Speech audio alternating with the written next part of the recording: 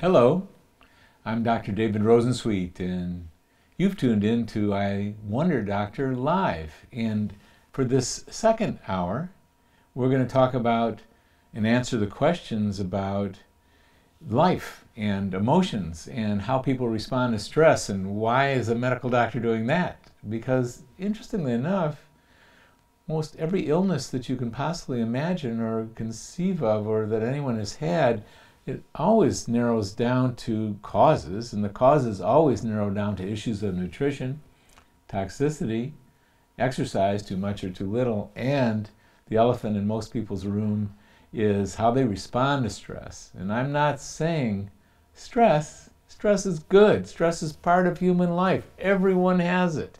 And it's even part of the design, so to speak, because it's part of our educational system on how to grow to become more present, more kind, more respectful, more honest, more loving, more courageous.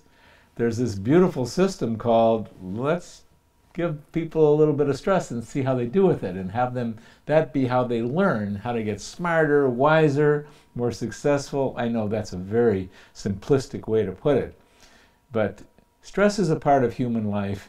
It's a part of life itself. My goodness, every plant, every molecule, every animal on this planet, trees, birds, everything, has plenty of challenges to deal with on a day-to-day basis.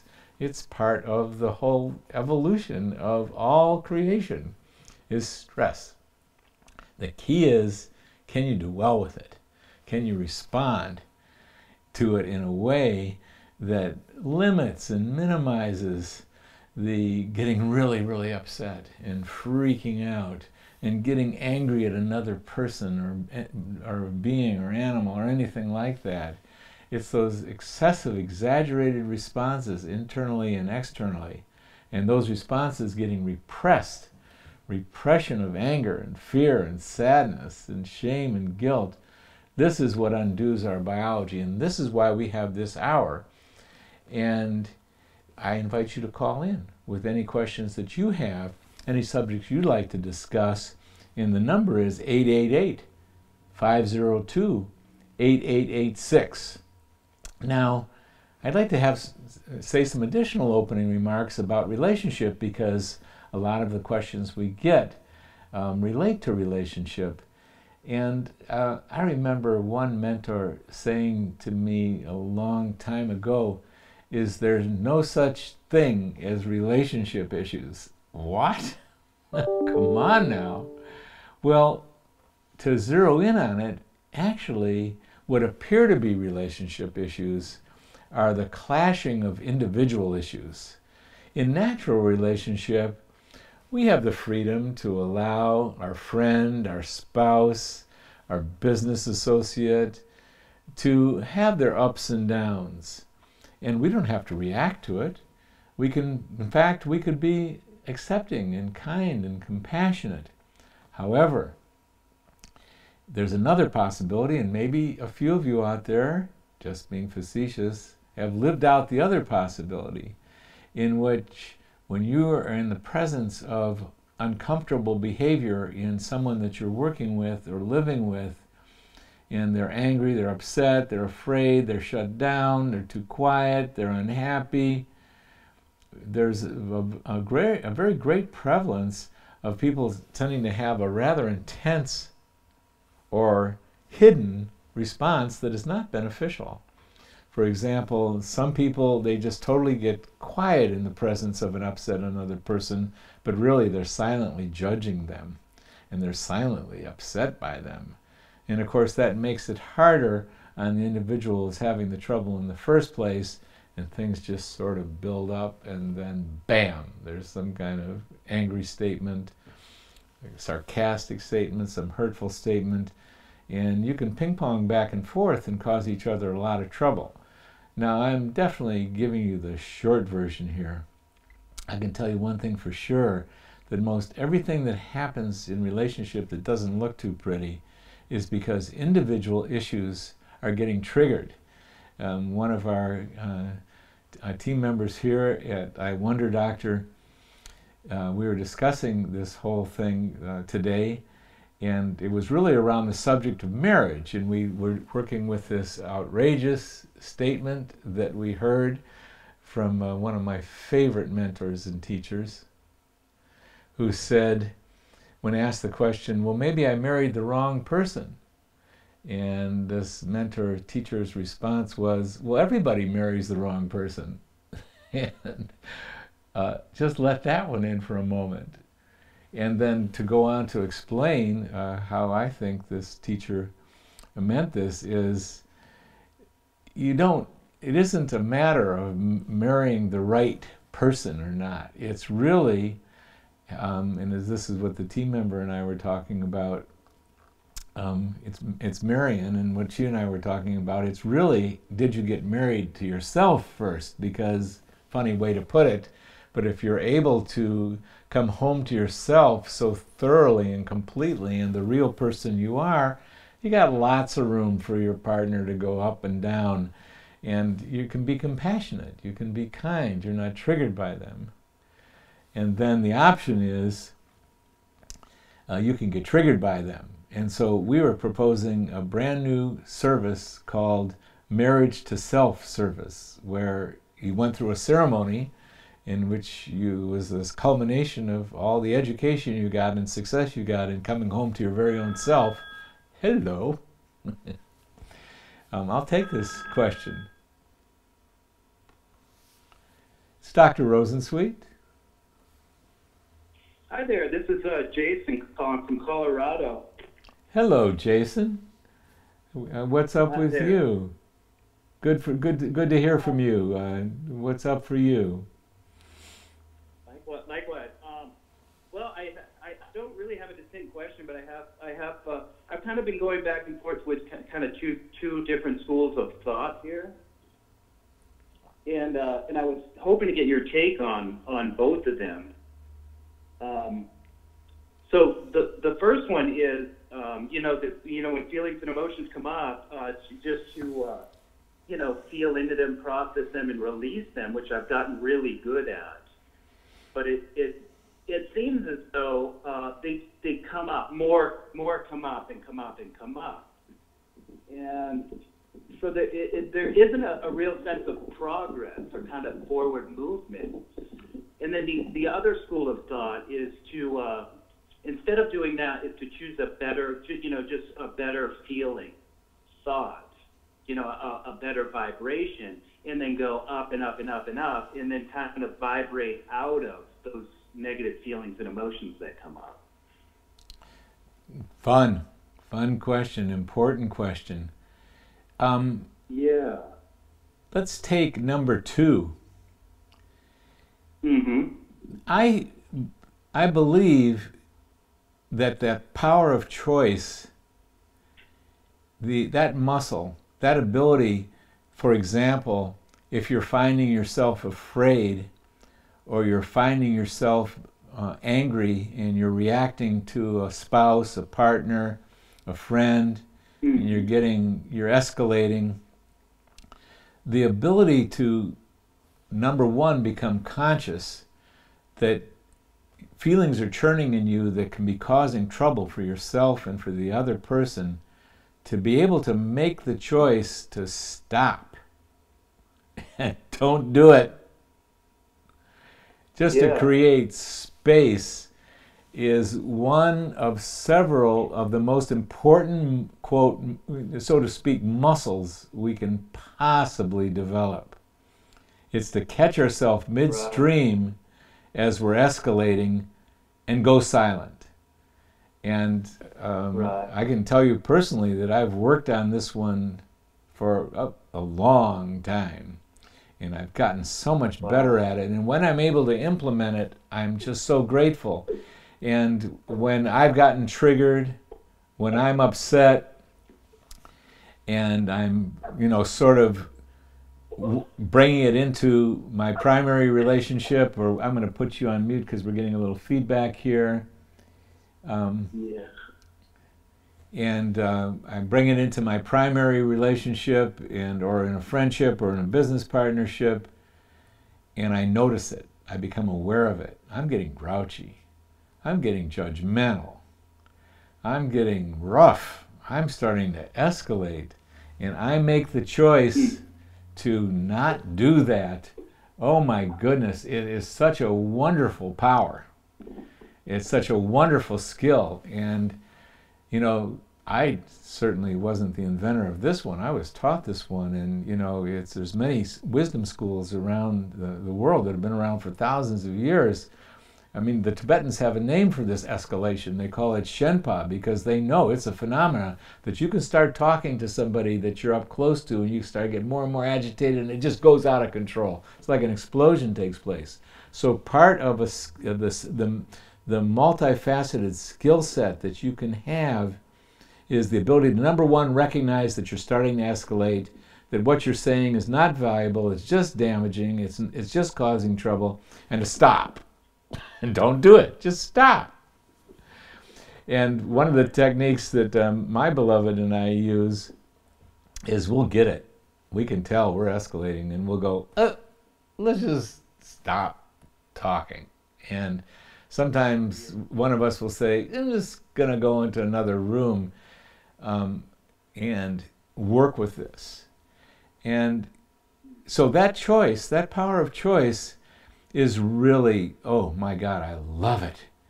And it should be in everyone's tool bag. Now, you were suggesting something even more expansive than that. You were saying, I'm noticing I feel angry. I'm going to choose to be loving. That's a harder one. That's a harder one. I believe there's people who know how to do that. And I've done versions of it myself, but that tool is less accessible to me personally. And my concern with that one is that it's some mini version of that tool is being used all the time, where, let's say, for example, someone you're really close to is upset and is starting to communicate, and you're saying to yourself, I'm going to rise above this, but what's really going on is you're repressing, and you're not being authentic, and you're not being honest, and you just suppress it. And then I think many relationships are diminished and deteriorate molecule by molecule, repression by repression, over days, over weeks, over years, where not being honest, not communicating, withholding, it looks like on the surface that someone is being nice, being quiet, but in reality they're developing hidden resentments, and they're building up pressure there. And very often in these situations there comes the explosion when the repression, the lid can't be kept on very often. But yes, all the more power to someone who has gotten so skillful that they notice they're angry and they say, I'm going to choose love. And you know, that should be in everyone's tool bag too. I'm all upset. Right. This is crazy. I know it is. Why don't I just choose to be happy or choose to be calm or something? That should be in people's tool bag, but not at the expense of withholding and expressing, because if we're not honest in relationships, very often that slow, creepy distance starts happening, and you know, after a while you're not talking to each other, and there's a lot of things you're not saying, and you're starting to sleep in different bedrooms, and intimacy and the sexuality is deteriorated and diminished. So got to be careful with that one. Now I want to go back to your first question there. Is all of us, or I'm sorry, not all of us, but so many human beings on this planet grew up with getting very little guidance around the whole subjects of the emotions in their mind, and love, and how to heal parts of ourselves that are hurting. And as a result, it's very common when someone feels an uncomfortable feeling, I'd say it's epidemic, really. They don't know how to feel. They've developed various methods to exorcise, that means get rid of, to repress, to avoid, to deny, and have emotional feelings that are uncomfortable. People have developed a high level of skill to judge uncomfortable feelings in themselves and in others. And people have even, these feelings can get so uncomfortable and can build up that people have developed these very sophisticated antidotes, such as taking a pharmaceutical medicine. They're upset, they take a calmer. Or taking a street drug. They're miserably depressed and they take something to get high. Alcohol, food, lots of drugs out there in the street. And I mean, you know this one, there's this massive opioid epidemic, and you can be sure that a lot of it relates to people just not knowing how to do with the internal suffering that's going on inside of them.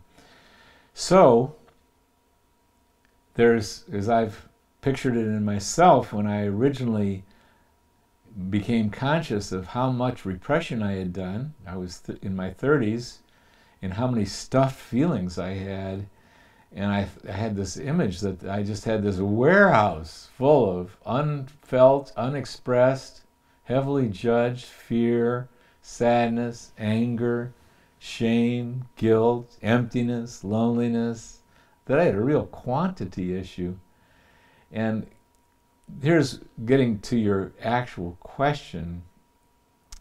As someone starts wanting to heal and is very serious about it, well, nature is so well designed, nature, so to speak, the healing process is so well designed that if someone really has the commitment to heal themselves, heal their ability to love, heal their relationships, everything that has stood in the way of having the kind of success they want in love starts bubbling up.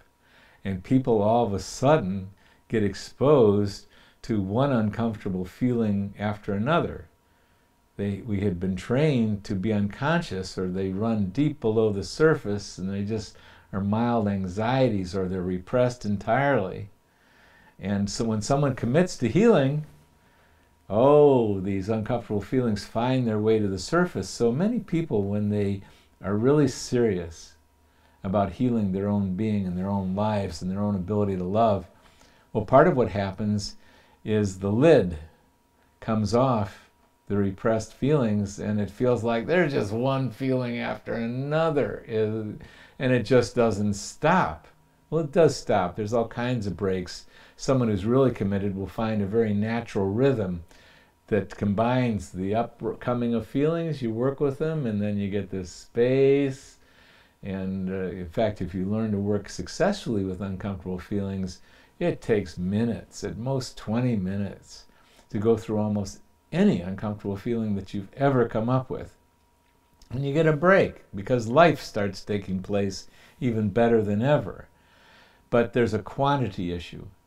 And when someone discovers that they have a lot of repressed feelings, and that those feelings are really injuring themselves, injuring the people that they're close to, injuring who gets hurt the most? The people that we're up close and personal to the most, the ones we're closest to on the planet. And so I've heard this comment, well, really, I met up with this comment from myself. Oh my God, I mean, when I was in my early 30s, I realized I hadn't cried for a couple decades, and I thought, maybe there's something wrong with that. I don't know. It just doesn't sound right. And then when I started getting the skills and the support to feel the fear, the anger and the sadness, etc., that I had, it just felt like it was never ending. Because my commitment was to heal what I needed to heal. And those feelings came up. And if you meet those feelings with skill, and you get the relief most of the time, you won't feel like it's so overwhelming and they're never ending. Now there's a lot to this stuff. There are people that they become feelingaholics. I had that little thing going on for myself where I really didn't know how to feel deeply, but once I discovered my uncomfortable feelings, I could feel fear as never before and shame as never before. And I felt very, very deeply. And that was new for me, to feel deeply. And there are people who become addicted to that. And in fact, one of my teachers, just an amazing being, said that the human being does not like mediocrity, has a massive aversion to the mediocre, and really has a natural and deep desire to feel deeply. Now, what do we want to feel deeply? Love, happiness, fun, peace. Because this is who we are. This is actually the nature of our being. But if we don't know how to do that, we'll choose something that's the second best. We'll learn how to feel deeply through suffering. We'll learn how to reach in deeply, get angry at somebody, and they get angry back, and you know you're in the midst of an emotional firestorm and you are feeling deeply. Or they'll feel shame or self-pity deeply, and you know this is what's going on the planet. People who don't know how to love and feel peace and live it will not go to mediocrity. They're going to go to feeling deeply, and they're going to get there some way, and all the suffering stuff comes up. That's pretty wild, but you know, you asked a big question there. What do you have to think about? What do you think about what I might have said there? You still there, Jason? Let me crank up the volume here. Try it again. Great. Yeah. It all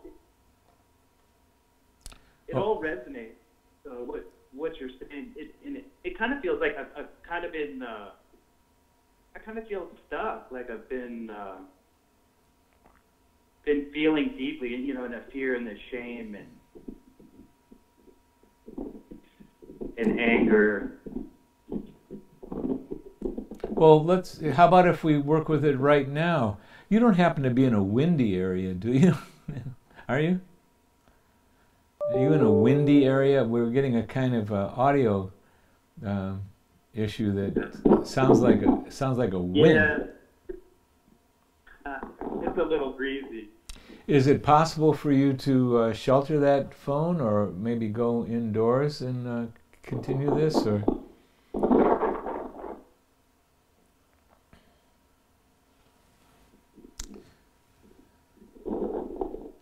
I think this will be better. Okay, let's try that. So how about if we just, instead of us necessarily talking about it, how about if you close your eyes and see if you can identify what you feel in this moment. You may not be able to do that, but I'm going to go silent for a little bit here. See if you can identify what you feel. I feel scared. Trust it. And just breathe and feel scared. Allow the fear that you are feeling here to be what it is.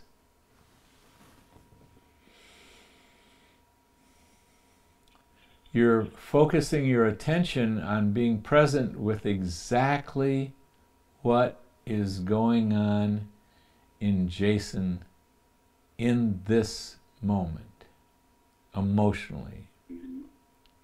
And you're breathing and you're feeling. You're using the fear that is prominent as something to focus on internally, because that's going on internally. Breathing and feeling. And notice what I'm not saying to you. I'm not saying change it, change to a happy feeling, change to a love feeling. I'm not saying heal it. All I'm suggesting is that you be kind to yourself. You allow what's actually going on in your own being to be exactly what it is. And it's quite an art to allow the fear to be exactly what it is. You're just breathing and feeling. You're being, this is how we learn in a certain metaphorical sense to become a good parent to our own self. We become the safe space so that whatever is going on in ourself, we accept it. Mm-hmm. Just to jump miles ahead, the muscle you're building there is unconditional love. You're allowing yourself to be who you are, no matter who that is in any given moment. No matter what is at the foreground. If fear is at the foreground, you allow yourself to feel the prominence of what is prominent. The action is called acceptance, and the subject, the tool you're learning, is the details of unconditional love of your very own self. Just breathing and feeling, Jason. Breathing and feeling. You're the safe space. The buck stops here with exactly what's going on in yourself. And it is safe. Those of us who can recognize and feel fear, it really is an empowerment, because that can increase our ability to not act out, not take a drug, not do a diversionary tactic like get angry at a spouse. No, this is called, this is at the foundation of human life. It's called being personally responsible for what's going on in our very own being in any given moment. Mm-hmm. And I'd like you to keep, I mean, we've learned how to avoid this stuff so well that very often the mind will yank us away from the uncomfortable feeling and come up with some thoughts about the future, about the past, about something we need to do at work, or, oh, I forgot to do this. You know, it'll yank us away from the poignancy of the moment, which is actually something so significant as feeling fear in the moment. So while I talk, if you can, you try this practice of you keep bringing yourself back into, and what do I feel? So let me ask you, I'm going to pause, you breathe and feel, and just breathe and feel, and what do you feel?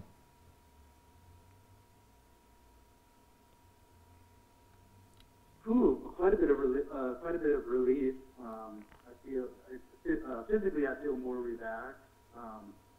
It feels like it's less constricted, more expansion. It feels manageable. Yes, and so it sounds like there's a combination there, that the part that is, there might be still a little part that hasn't been fully managed, but the skill is all the same. You get to feel the relax. If you know how to get present with what's going on in your own being, a couple things will take place. You'll feel the relief. You'll feel a little remnant of the fear, but we're trying to become the big house, the big tent. We're developing the ability to accept all of ourselves in any given moment for exactly what's going on. And this is exactly how emotions behave. The only emotions that are steady is love, peace, and joy. That's who we are emotionally. But we're not so conscious as to have easy access to the deepest emotions in us. Many of us are still very much at the stage of development where we can be troubled by the influx of one of these disturbing feelings like fear, sadness, anger, etc. And our lives sort of are ebb and flows of these things. To gain access to the peace, love, and joy, there's some skills involved. And one way to look at it is the truth will set me free. In every way, I don't know if I have a more powerful tool for my own self to tell myself the truth in the moment. What am I feeling? Telling oneself the truth is a metaphor, because the bottom line, if I'm feeling fear, is I have to be conscious of the fear. I have to feel it. The ultimate skill around emotions is feeling them. And then, Jason, exactly what happened is I was sensing at this end of the phone that you actually did feel that fear. I so heard it in your voice. Oh my God, when you said, well, I feel fear, I went, this man is being 100% honest with himself, and he's being emotionally honest, and he's being consciously honest, and he had the courage to do it. Well, I could predict what was going to happen. I was going to predict that in a couple minutes you were going to start feeling relief, because if we do, the only thing that uncomfortable feelings respond to positively, the only thing, is an act of love. And the act of love has to be very specific. We have to be conscious of the uncomfortable feeling. We have to be accepting. And if we do that, they're emotions, they're energy in motion. They move. They ebb and flow, they go in and out. But if we don't do that basic thing of being conscious of them and feeling them and being responsible, meaning these are feelings that I'm feeling in my being. I'm shifting the focus away from my loved ones, my partners, my spouses. I'm going to deal with the only thing that I really know anyway, which is what is going on in my own self.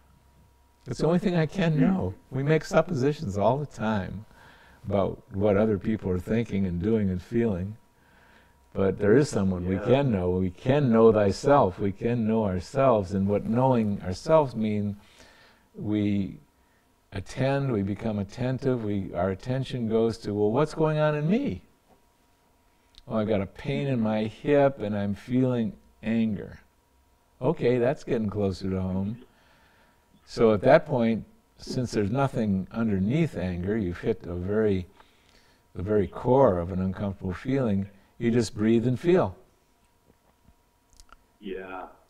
And you can't, there is a trick, you can't have the agenda that, well, I'm going to do this technique called breathing and feeling and accepting so I can get rid of this crap. I've done this one. I started developing techniques but my primary motivation was to express and release. And by release for me was a euphemism for getting rid of this fear. No, that's not what works. And when you use the word release, I went, oh, he's in his learning curve. Boy, did I go through that one. I was developing techniques to express and release, which means I want to get rid of part of myself called the fear part. So I'm going to do this skillful, high-tech technique to get rid of it. Yeah, it just amplifies it. And because think of a 5-year-old boy. He runs into the room. He's screaming at the top of his lungs. He's obviously terrified. I'm going to give you 2 choices, A and B. Here's choice A. Now you stop that. You can't be afraid like that. You'll never grow up if you feel fear like that. You go into your bedroom and you come back out, and when that fear is all gone, we'll talk about it. That's option A. Here's option B. Come here, honey. Sit in my lap. I'm going to hold you. You're feeling fear, and it's okay. We all come to Earth with some unfinished business and unfinished emotions called fear. So you sit here, you can scream into my shoulder, you can cry. I'm just going to hold you. I'm going to go silent. You feel exactly what you're feeling. Getting that wind again.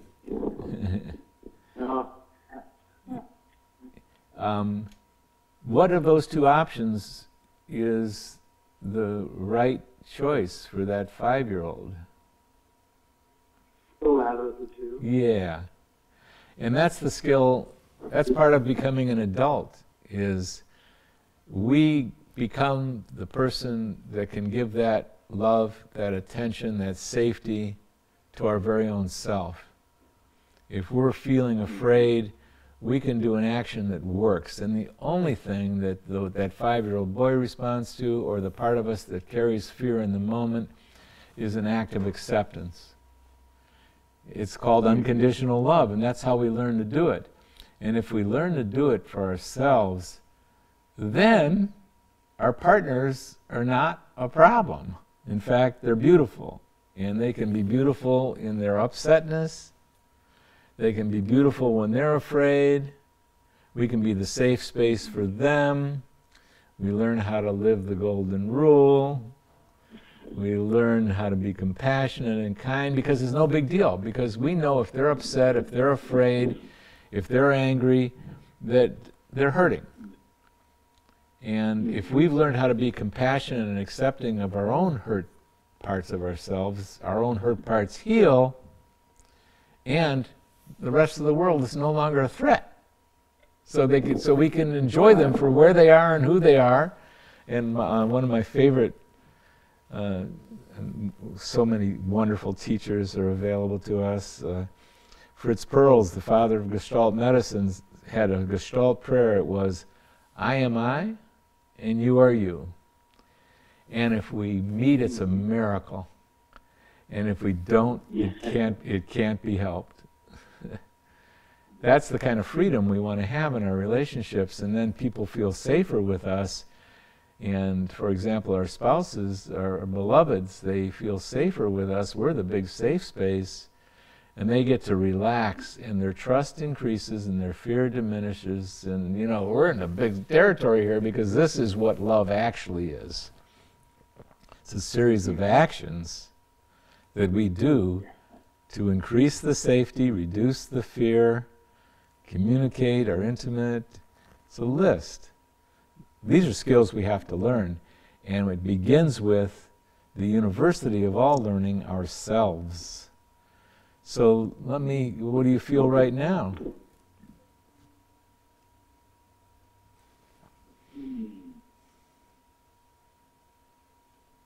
Whatever it is, the art here is to tell yourself the truth.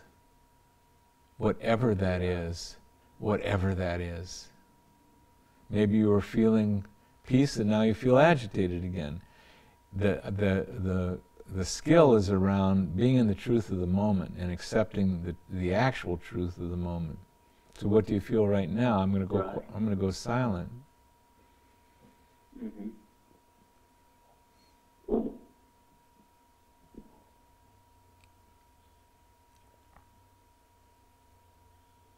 Yeah, it feels like it's kind of coming back. So trust that, Jason.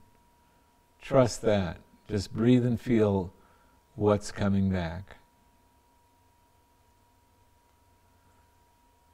And the skill is getting at the actual emotion. What emotion are you feeling?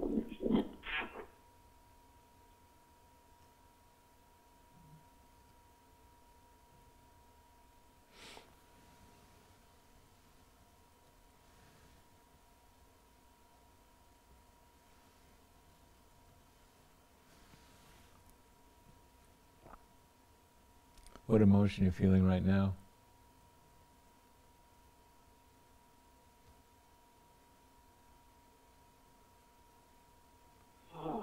A little bit of a shift, more hopeful. And this is the practice. And may the day come where you start to get skillful enough that you realize, oh, this is a tool, and there's a couple tools here that I can bring to my day-to-day, moment-to-moment life, and no surprise, I've spent all of this lifetime not having these skills. There's a lot coming up. My commitment is to heal, especially at this time of my life. I want to get it.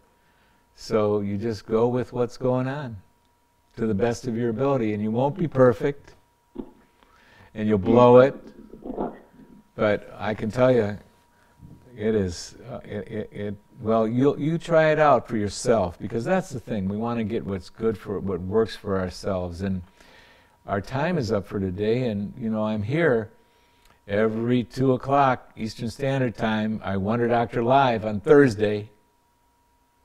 And call in anytime at 888-502-8886. And it's good to talk to you, Jason, and I wish you so well. Yeah. Thank you, Doctor. Yeah, my honor, Jason. All righty. All right. Bye-bye. Bye-bye. And this is I Wonder Doctor. This is the segment in which we talk about stress and the healing of stress. And it's so good to be with you all.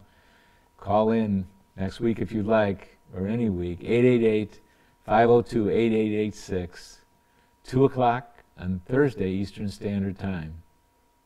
Good day.